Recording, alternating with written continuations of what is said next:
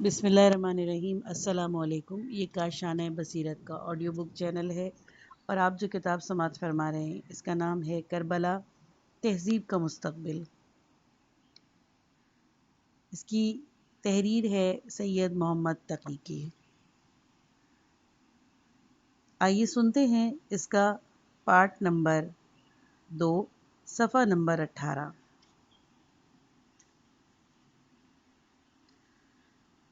یہ رائے قائم نہیں ہوتی کہ واقعہ کربلا کا مجرم یزید اس یزید سے مختلف قسم کی شخصیت تھا جو سعید ابن عثمان کے بارے میں سیاسی رشوت دے کر کام نکالنے کا مشورہ دے رہا ہے۔ دوسرے لفظوں میں یوں کہیے کہ بیعت کی طلبی پر سر قلم کر دینے کا حکم اور اپنے چچا زاد بھائی ولید گورنر مدینہ کو امام حسین علیہ السلام کی صحیح اور سالم چلے جانے دینے پر مدینے کی گورنری سے معزول کر دینے والا یزید قتل و غارت گری کے علاوہ بھی کام نکالنے کا گر جانتا تھا۔ گویا سیاسی ضرورت کے تقاضے کا معاملہ ہوتا تو بیعت کے مطالبے کو کئی مہینے ٹالا بھی جا سکتا تھا، مگر یہاں تو بات ہی دوسری ہے۔ واقعہ یہ نہیں ہے کہ یزید سیاسی انداز پر کام نکالنے سے ناواقف تھا۔ اصل صورتحال یہ ہے کہ اسے پیغمبر اسلام صلی اللہ علیہ وآلہ وسلم اور ان کے گھرانے سے نفرت تھی، اور اس لیے اس نے مکمل شعوری حالت میں بیعت کا مطالبہ کرنے کا قدم اٹھایا، جس میں آخری حد تک جانے کو تیار تھا اور ان تمام خطرات سے آگاہ تھا جس کا باپ نے ذکر کیا تھا۔ باپ اس کی جانشینی کے لیے جو اقدامات کر رہے تھے اسے لازماً ان کا علم تھا، جیسے کہ سعید بن عثمان کے واقعے سے ظاہر ہے۔ قدرتاً اسے یہ بھی معلوم تھا کہ کن حضرات کو اس کی جانشینی پر شدید اعتراض ہے، اسی لیے یہ سمجھنا منطقی ہوگا کہ اسے امام حسین علیہ السلام کے بارے میں تمام تفصیلات کا علم تھا۔ تاہم باپ کے حتی الامکان نرمی اور شرافت کا عمل کرنے کے مشورے کو اس نے درخو اعتنا قرار نہ دیا تو اس کے صاف معنی یہی ہوں گے کہ وہ اصل بیعت ہی کے بارے میں ایک جانے بوجھے منصوبے کو سامنے رکھتا تھا۔ اموی اسٹار کرلیسی جو عظیم اسلامی حکومت کے وسیع اور عریض علاقے پر اقتدار کل رکھتی تھی، ایسے کئی افراد پر مشتمل تھی جو معاویہ ابن سفیان کے بعد حکومت پر قبضہ کرنے کا منصوبہ بنا رہے تھے۔ سعید بن عثمان ان میں سے ایک تھے اور مروان بن حکم مروان بھی یزید کی جانشینی پر سخت برو فراختہ تھا، اور معاویہ ابن سفیان اس کے وعدے سے ہی مطمئن ہو سکے کہ یزید کے بعد حکومت انہی کو ہی ملے گی۔ یہ وعدہ وقتی ضرورت پوری کرنے کے لیے کیا گیا تھا، تاہم یزید کی حماقت نے اسے عملی حقیقت میں بدل دیا اور حکومت خاندان بنو معاویہ سے نکل کر خاندان مروان میں منتقل ہو گئی۔ ہر چند اموی ارسطاکریسی کے ارکان یا ان میں سے بھی کئی انفرادی اقتدار جوئی کی بنا پر ایک دوسرے سے اختلاف رکھتے تھے، مگر اقتدار کو اموی خاندان میں محدود رکھتے اور خاندان اہل بیت علیہ السلام سے عداوت کے بارے میں زیادہ تر یکساں رجحان کے مالک تھے۔ یقیناً چند مثالیں ایسی ضرور ہیں جو اس کلیے سے مستثنیٰ ہیں، جیسے ولید گورنر مدینہ جو یزید کا چچا زاد بھائی تھا، یا یزید کا بیٹا معاویہ بن یزید بن معاویہ جس نے باپ کے تخت پر اس لیے لات مار دی کہ اس تخت کے لیے حسین ابن علی علیہ السلام کو شہید کیا گیا۔ تاہم اموی طبقہ اشراف اہل بیت علیہ السلام کے بارے میں یکساں انداز نظر رکھتا ہے۔ تاریخ ہمیشہ اس تجربے سے گزری ہے اور جدید عہد بھی اس عام کلیے سے مستثنیٰ نہیں ہے کہ معاشرے کے ذہین تر افراد جو عام طور پر اخلاقی اقدار کے امین ہوتے ہیں، ارسطاکرلیسی کے حسد اور عداوت کے نشانہ بنتے ہیں۔ خاندان اہل بیت علیہ السلام اور ان کے ساتھ عرب معاشرے کے ذہین تر افراد پر مشتمل تھے، اور اسی لیے قدرتاً ان بنیادی تہذیبی اور قذروں کے امین جن پر اسلام کے سماجی ڈھانچے کی بنیاد رکھی تھی لہٰذا اس خاندان کی عداوت کا منطقی نتیجہ یہ تھا کہ اموی ارسطا کرلیسی کا مزاج اسلامی دشمنی سے عبارت تھا۔ یزید اس نقطہ نظر کے لیے ایک علامتی شخصیت بن گیا تھا، چنانچہ اس کا صاف اظہار اس نے کئی اشعار میں کیا جنہیں تاریخ نے اپنے سینے میں محفوظ کر لیا۔ جب آل محمد صلی اللہ علیہ وسلم کے اسیروں کا قافلہ مائے سراہائے شہدائے دمشق کے مضافات میں داخل ہوئے، یہاں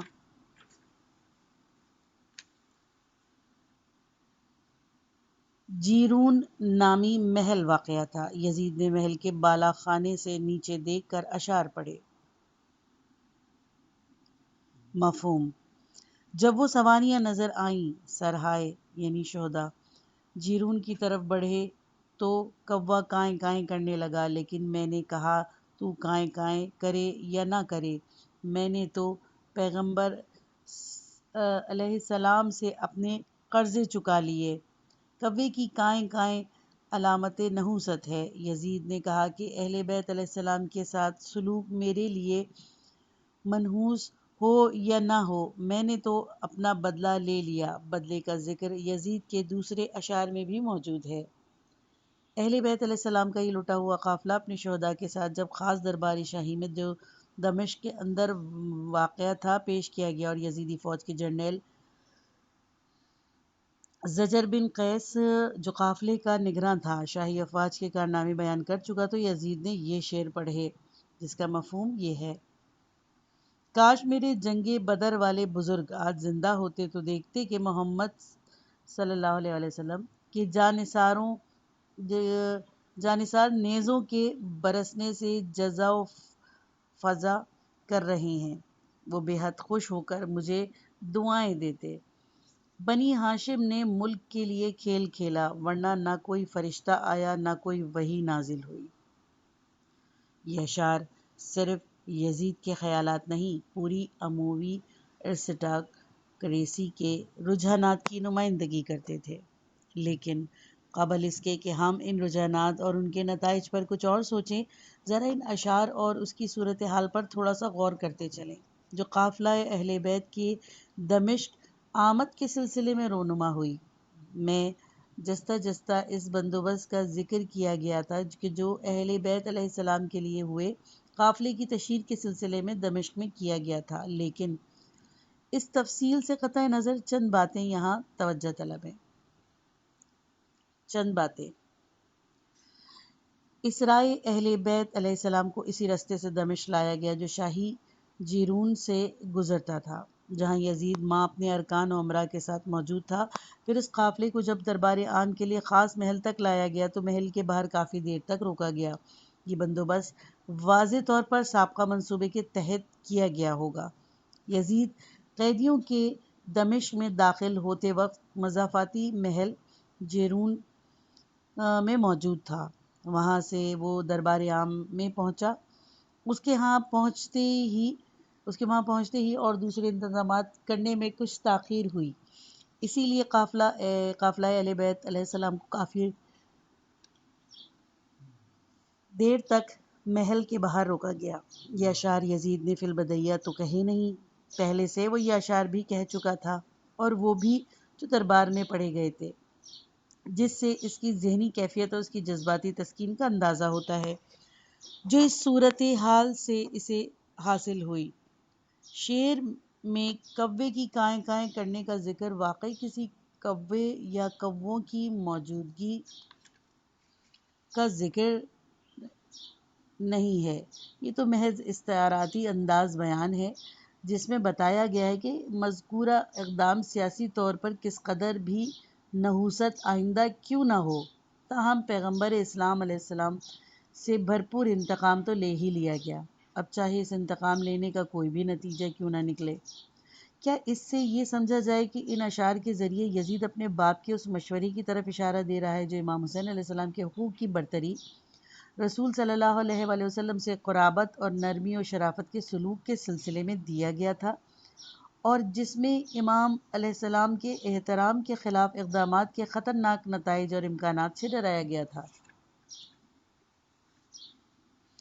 واقعات کے منظری مطالعے سے یہ اندازہ ہوتا ہے کہ اموی ارسطا کریسی 3 حصوں پر مشتمل تھی۔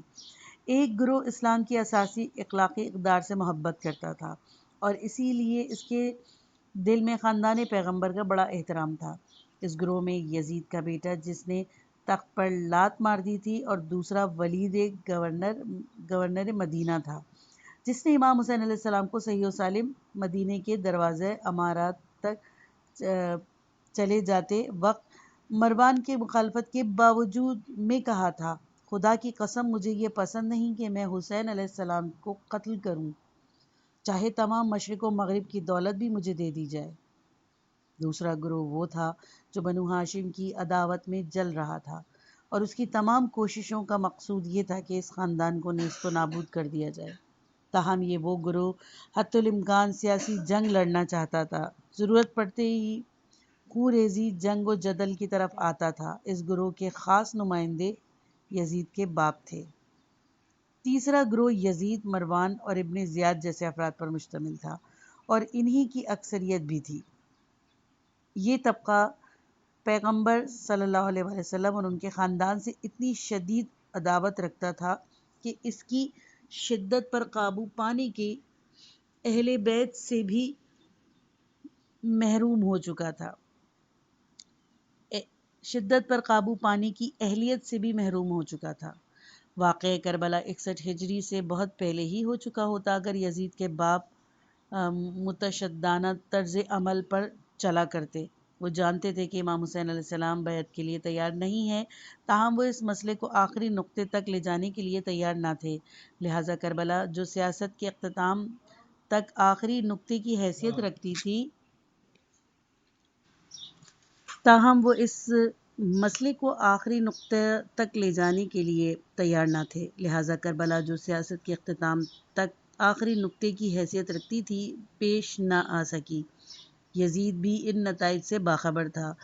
وہ بھی یہ جانتا تھا کہ اگر مطالبے کو آخری حد تک نہ لے جایا گیا تو امام حسین علیہ السلام سے تصادم ناگزیر نہ ہوگا۔ یہی مشورہ اس کے باپ نے بھی دیا تھا، مگر وہ معاملات کو آخری نقطے تک لے جانا چاہتا تھا۔ چنانچہ اس کا صاف حکم تھا کہ حسین علیہ السلام بیعت سے انکار کریں تو ان کا سر قلم کر دیا جائے۔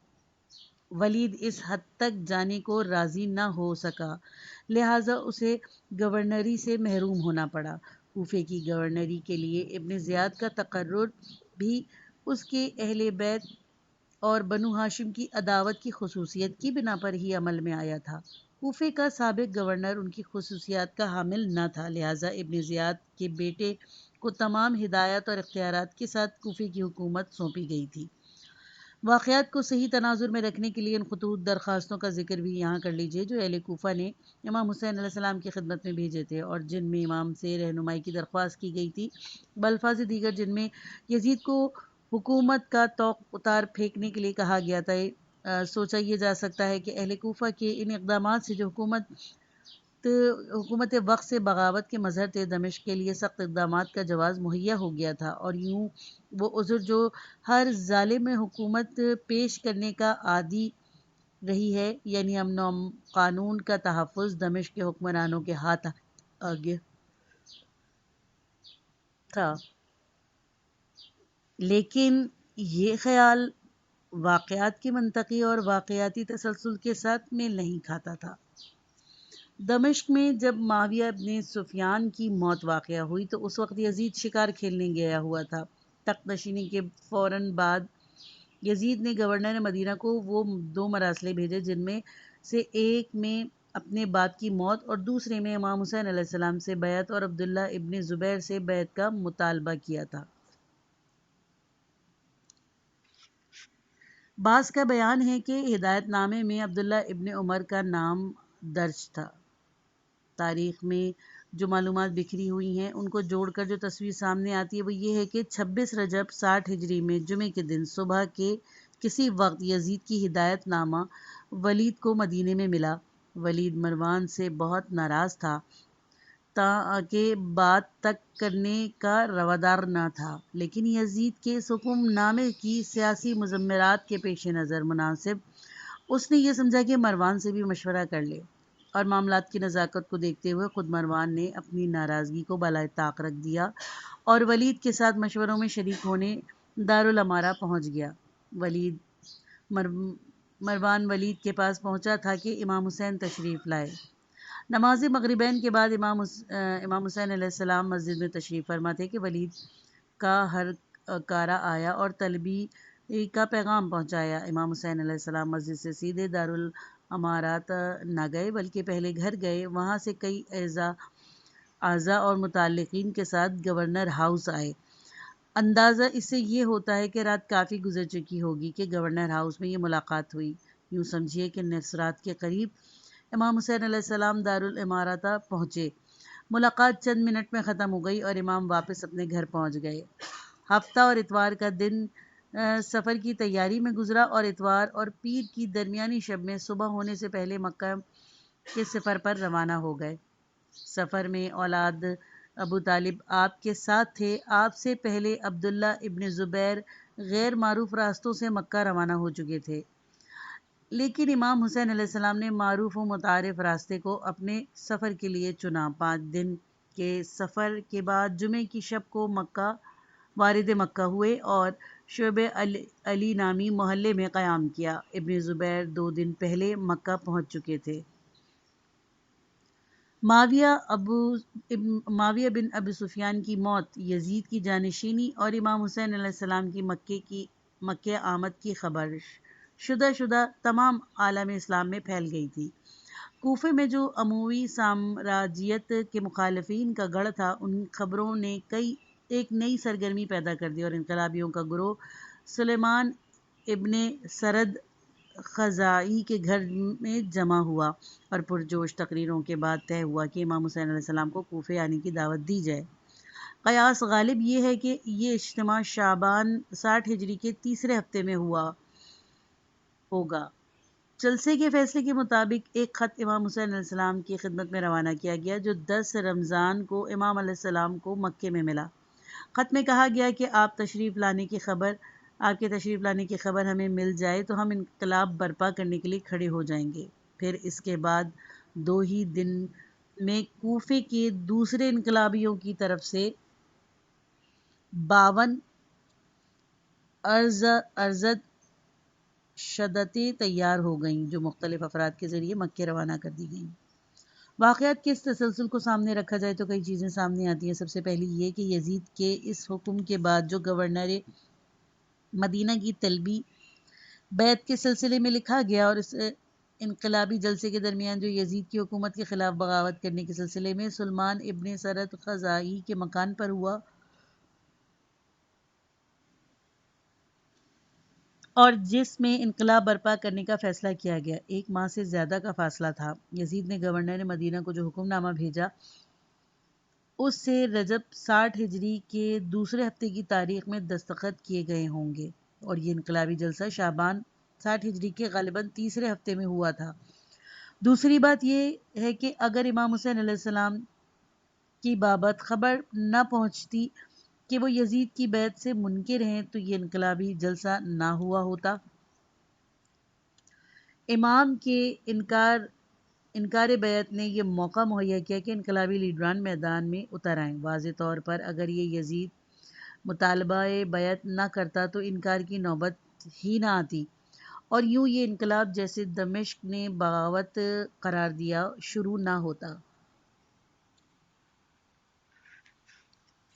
مطلب اس کا یہ ہے کہ یہ یزید کی سب سے مہنگی سیاسی غلطی یا خطرناک سیاسی منصوبہ تھا جس کے بارے میں اس کے باپ پہلے ہی متنبہ کر چکے تھے۔ تیسری سب سے اہم اور قابل توجہ بات یہ کہ امام حسین علیہ السلام نے پورے 5 ہفتے مکے میں گزارے، یعنی 3 شعبان 60 ہجری سے 10 رمضان 60 ہجری تک، لیکن کوئی خط عوامی تحریک شروع کرنے کے سلسلے میں کسی کو نہ لکھا۔ یوں تو نہیں ہوا کہ امام حسین علیہ السلام نے اپنے انکار بیعت اور مکے کی آمد کی اطلاع اہل کوفہ کو دی ہو اور پھر دمشق کی مخالفت کرنے والے حکومت سے ٹکرانے کے لیے جمع ہو گئے ہوں۔ نازک توازن یزید نے اپنے جذبہ انتقام میں اس نازک توازن کو بگاڑ دیا جو ربیع الاول 41 ہجری یا جمادی الاول 41 ہجری میں امام حسن علیہ السلام اور معاویہ ابن سفیان کے معاہدے کے نتیجے میں قائم ہوا تھا، اور جس کو باقی رکھنے کے لیے امام حسن علیہ السلام اور پھر امام حسین علیہ السلام نے پوری کوشش کی تھی۔ یہ نازک توازن براہ راست تصادم اور خون خرابہ روکنے سے عبارت تھا۔ ہرچند یزید کے باپ نے اس نازک توازن کو بار بار بگاڑنے اور معاہدے کو توڑنے کے سلسلے میں پے در پے اقدامات کیے، تاہم اس آخری حد کو عبور کرنے کی کبھی جسارت نہ کی جہاں امام حسین علیہ السلام کے لیے اس نازک توازن کو باقی رکھنا ممکن نہ ہوتا، اور جس کے بعد اصولی و اخلاقی طور پر خاموشی موجب ذلت بن جاتی۔ صرف مطالبہ بیعت وہ آخری قدم نہ تھا جو یزید اس نازک توازن کو درہم برہم کرنے اور ممکن حماقتیں کرنے کی انتہائی حد کو عبور کرنے کے سلسلے میں اٹھا سکتا تھا۔ رجب 60 ہجری کے دوسرے ہفتے میں یزید اس حد کو عبور کر لیا اور امام حسین علیہ السلام کو 26 رجب 60 ہجری کو سرکاری طور پر گورنر ہاؤس مدینے میں یہ اطلاع پہنچا دی کہ یزید اس نازک توازن کو باقی رکھنے کے لیے تیار نہیں ہے جو حسن علیہ السلام معاویہ معاہدے میں قائم کیا گیا تھا۔ دمشق میں نے صرف مطالبہ بیعت ہی نہیں کیا تھا بلکہ اس مطالبے کی متقابل صورت یعنی تہدید و تحریض کی اس پالیسی کو بھی بدل کر رکھ دیا جو اب تک دمشق کے اقدامات کی آخری حد تھی۔ نئی پالیسی یہ قرار پائی کہ حسین علیہ السلام بیعت کریں ورنہ یا موت کے لیے تیار ہو جائیں۔ بیعت کے سلسلے میں امام حسین علیہ السلام اس متبادل صورت کے لیے شروع سے تیار تھے۔ دمشق اب تک فیصلہ کن تصادم سے بچتا رہا، ورنہ واقعہ کربلا امام حسن علیہ السلام کی شہادت کے بعد، خاص طور پر 53 ہجری کے بعد جب سے بیعت کا مطالبہ شروع ہوا تھا، کسی وقت بھی رونما ہو سکتا تھا۔ اس تمام گفتگو میں جو پہلو قابل توجہ ہے وہ یہ ہے کہ امام حسین علیہ السلام کی بیعت کے بغیر بھی یزید کی حکومت چل سکتی تھی، بلکہ باپ کا کہنا یہی چاہتے تھے کہ یزید امام حسین علیہ السلام کو چھیڑے بغیر حکومت کرتا رہے۔ بظاہر اندازہ یہ ہوتا ہے کہ خود یزید بھی یہی سمجھتا تھا کہ اس کی حکومت کی راہ میں امام حسین حائل نہیں ہیں۔ اسی لیے اگر یزید کا خیال یہ ہوتا کہ امام حسین علیہ السلام کی زندگی میں اس کی حکومت نہیں چل سکتی تو وہ باپ پر دباؤ ضرور ڈالتا کہ انہیں بھی راستے سے ہٹا دیا جائے۔ باپ امام حسین علیہ السلام کو شہید کرنے کے سیاسی مضمرات سے آگاہ تھے اور اسی لیے اس حد کو عبور کرنے سے منکر تھے، مگر بیٹا جو منفی اقدار پرستی کا نمائندہ اور مذہبی اخلاقی اقدار کا دشمن تھا، ایک ایسے شخص کو برداشت نہ کر سکا جو مثبت تہذیبی قدروں کی نمائندگی کرتا تھا۔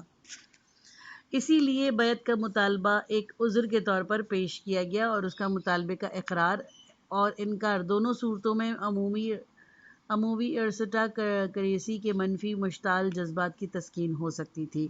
بیعت کے مطالبے کی منظوری کی صورت میں بھی پیغمبر صلی اللہ علیہ وآلہ وسلم اور ان کے خاندان کی اور ان کی اخلاقی اقدار کی جڑ کٹ جاتی جن کی حضرت صلی اللہ علیہ وآلہ وسلم اور ان کے گھرانہ نمائندگی کرتا تھا۔ ایک ناقابل تصور توہین ہوتی رسول صلی اللہ علیہ وآلہ وسلم اور ان کے خاندان کی، اور یوں وہ انتقام پورا ہو جاتا جس کی آگ عمومی ارسطاکریسی کے سینوں میں سلگ رہی تھی، جبکہ انکار کی صورت میں وہ افراد موجود نہ رہتے جن سے یزید اور اس کے اہم نو عداوتیں لیے بیٹھے تھے۔ تاہم دمشق نے اس بات کا اہتمام کیا کہ بات صرف جسمانی شقاوتوں تک محدود نہ رہے بلکہ اہانت کے وہ ہتھیار بھی استعمال میں آ جائے جو دمشق کے اسلحہ خانے میں موجود تھے۔ سوچ کی یہ سمت صحیح ہوتی تو پھر کہا جا سکتا تھا کہ یزید ہر حال میں امام حسین علیہ السلام کو شہید کرنے پر بضد تھا، بلکہ اتنا ہی نہیں، وہ اس نو کا منصوبہ بھی اپنے ذہن میں رکھتا تھا۔ اس خیال کی تائید میں تاریخ نے ایک واقعہ بھی ہم تک پہنچایا ہے۔ کوفے کے نسبتاً معقولیت پسند گورنر نعمان ابن بشیر کو ہٹا کر بصرے کے گورنر عبید اللہ ابن زیاد کو بصرے کے ساتھ کوفے کا گورنر مقرر کرنے کے سلسلے میں یزید نے جو حکم نامہ ابن زیاد کو لکھا اس میں ہم یہ الفاظ بھی پڑھ سکتے ہیں: اس وقت ایک بڑا منصب تمہارے سپرد کیا جا رہا ہے جس سے بڑھ کر تمہارے لیے کوئی اعزاز نہیں ہو سکتا، اور اتفاق سے حسین علیہ السلام کی مہم تمہارے ہی قلب رد مملکت کے نصیب میں آئی ہے۔ اب تمام اعمال حکومت میں تم ہی ہو اس عمل آزمائش میں پڑے ہو۔ اب یا تو تمہاری شرافت پایہ ثبوت تک پہنچ جائے گی، اور یا جیسے کبھی تھے ویسے ہی غلام کے غلام قرار پاؤ گے۔ آخری جملوں میں یزید نے کہا، اگر تم اس مہم میں کامیاب ہو گئے تو اموی خاندان کے رکن ثابت ہوگے، ورنہ تمہارے باپ زیاد کو خاندان امیہ میں شامل کرنے کا جو ڈرامہ رچایا گیا تھا وہ بے نتیجہ رہے گا، اور یوں غلام کے غلام ہی رہو گے۔ عجیب بات ہے کہ آزاد لوگ اموی ارسطاکریسی کے ارکان تھے اور مسلم معاشرے کے تمام دوسرے لوگ غلاموں میں شامل تھے۔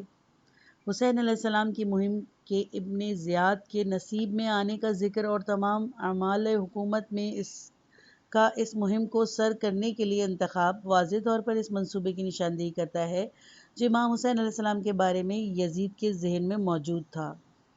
یہاں مناسب نہ ہوگا کہ اس بات کا ذکر بھی کر دیا جائے کہ یزید سیاسی زندگی کے تقاضوں و مضمرات سے ناواقف نہیں تھا۔ خود اس خط سے اور پھر اس کے ایک دوسرے خط سے اس بات کا اندازہ ہوتا ہے۔ وہ دوسرا خط یہ ہے: مجھے میرے شیعوں نے کوفے سے خطوط لکھے ہیں کہ وہاں پسر عقیل نے لشکر جمع کرنا شروع کر دیا ہے تاکہ مسلمانوں میں تفرقہ و فساد پیدا ہو۔ تم اس خط کے پہنچنے کے ساتھ ہی ادھر روانہ ہو اور مسلم کو قبضے میں لا کر قید کرو، قتل کرو یا نکال دو۔ مسلمانوں میں تفرقہ پیدا ہونے پر یزید کی پریشانی ایسی ہے جیسی انگریزی محاورے کے مطابق شیطان کتب سماوی کے حوالے دینے لگے۔ واضح طور پر پریشانی کا یہ اظہار محض سیاسی نعرے بازی کے طور پر ہے، تاہم اس سے ظاہر یہ ہوا کہ یزید بھی سیاسی فریب دہی کا فن جانتا تھا۔ مطلب اس کا یہ کہ اگر یزید سیاسی انداز پر جنگ لڑنا چاہتا تو لڑ سکتا تھا، مگر اس نے پہلے ہی مرحلے پر دو ٹوک قدم اٹھایا اور بیعت کے پلڑے میں قتل کو رکھ دیا کہ امام حسین علیہ السلام کے لیے کوئی راہ انتخاب کی باقی نہ رہے۔ مسلمانوں میں تفرقہ پڑ جانے کا خوف کیا عجیب بات پیدا کی ہے۔ دمشق کے حکمرانوں نے اس جملے کو خاص طور پر نوٹ کر لیجیے کہ تاریخ اسلام نے آئندہ بھی بار بار جابر بادشاہوں کو اپنے مظالم چھپانے کے لیے یہی عذر دیا جاتا رہا ہے، اور ایک تاریخی اسلام ہی کیا دنیا بھر کے جابروں کی تاریخ ضمیر کے مبلغوں کو عوام میں تخریب پیدا کرنے کا مجرم قرار دیتی ہے۔ لیکن یہاں یہ المناک ستم ظریفی ملاحظہ کیجیے کہ نواسۂ رسول امام حسین علیہ السلام جن کے گھر سے دنیا نے اسلام کا پیغام سنا، انہی کو دمشق میں وہ حکمران جنہیں اسلام سے چڑ تھی، مسلمانوں میں تفرقہ انگیزی کا مجرم گردان رہے تھے۔ لیکن مضحکہ خیز شوخ چشمی سے قطع نظر دیکھنے کی بات یہ ہے کہ یزید ایسا الڑا اور نادان نوجوان نہ تھا جیسے بعض لوگ باراور کرنا چاہتے ہیں۔ وہ سیاسی نعرے بازیوں کو پوری طرح جانتا تھا اور حکمرانوں کی چالاکیوں کے داؤ پیچ کو بھی کما حق آگاہ تھا۔ سعید ابن عثمان صاحب کے واقعے میں بھی وہ سیاسی مہرو بازیاں کرتے نظر آتا، اور یہاں بھی چالاک حکمرانوں کی طرح چلتے ہوئے نعرہ تراشی کرتا دکھائی دیتا۔ کیا یہ بے وقوف اور نادان حکمرانوں کے لچھن ہیں یا چالاک بادشاہوں کی ابلہ فرابیاں؟ ڈی فیکٹو اور ڈی جوری۔ موت کی آنکھوں میں آنکھیں ڈالنے سے حسین علیہ السلام کبھی نہیں ڈرے۔ انہوں نے بیعت کے مطالبے کو ہمیشہ حقارت کی نظر سے ٹھکرایا اور وقت آیا تو شہادت کو خوشی خوشی قبول کر لیا۔ اسی لیے یہ سوچ صحت پر مبنی نہ ہوگی کہ حسین علیہ السلام نے حکومت کے خلاف عوامی بغاوت منظم نہ کر کے کوتاہی کا مظاہرہ کیا۔ عوامی بغاوت صرف نعرہ بازی اور جذبات پرستانہ سرگرمیوں کا نام نہیں ہے، یہ ایک سیاسی سائنس کا ٹھوس معروضی عمل ہے جو خارجی سوشیولوجی مطالعے پر مبنی ہو اور نتیجہ خیز ثابت ہوتا ہے، ورنہ ایک وقتی باغیانہ ابھار کے بعد ختم ہو جاتا ہے۔ حسین تاریخی منطق کا گہرا شعور رکھتے تھے۔ وہ اس سماجی ٹیڑھ کو پوری وضاحت کے ساتھ جانتے تھے جس کی موجودگی میں عوامی انقلاب کی کوئی تحریک کامیابی حاصل نہ ہو سکی۔ یہ پارٹ ختم ہوا۔ کتاب کا اگلا حصہ نیکسٹ پارٹ میں سنیں۔